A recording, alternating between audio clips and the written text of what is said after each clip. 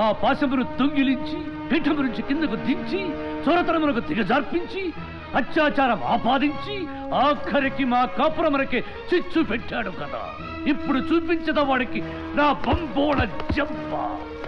లెక్కింపు వాడి పాపాలు పోగొట్ట. అటులనే ప్రభు.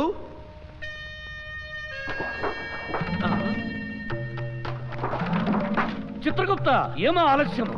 ఆలస్యము కాదు ప్రభు, అదృశ్యము. అదృశ్యమా? అతగాడి పాపముల చిట్టా ఇందులో కనిపించడం లేదు. అసలు అతని పేరే నమోదు కాలేదు ప్రభు. ఏమా వైపరీత్యము? దీనికి కారణం ఏమై ఉండవచ్చు?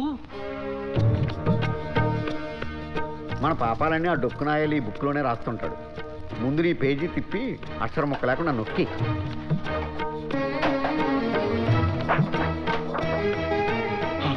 రాదే అమ్మ గుప్తిగా పాపాలన్నీ లెక్కేసావే. ఆడికి ఇంకేం పని ఉంది?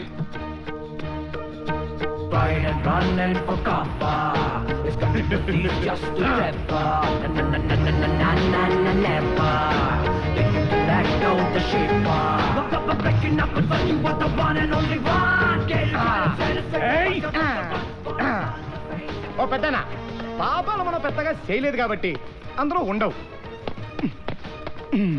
మరి నా పుణ్యాల సంగతి ఏంటి? ఆ పుణ్యాలు బహువచనం కూడాను. అంటే ఏంటా నీ ఉద్దేశం? నేను పుణ్యాలే చేయలేదా? ఇది చూపించు. My list where show me I. No English? బుక్కులో నా లెక్కెక్కడా?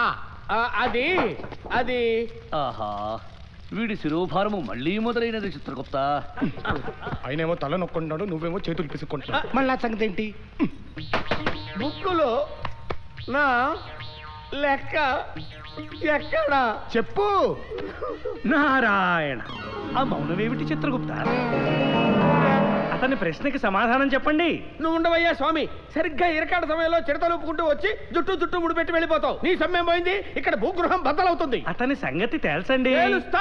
తెలుస్తాం స్వామి, తెలుస్తాం. నా బుక్కులో, నీ బుక్కులో లెక్కలు కూడా తెలుస్తాం నాయనా.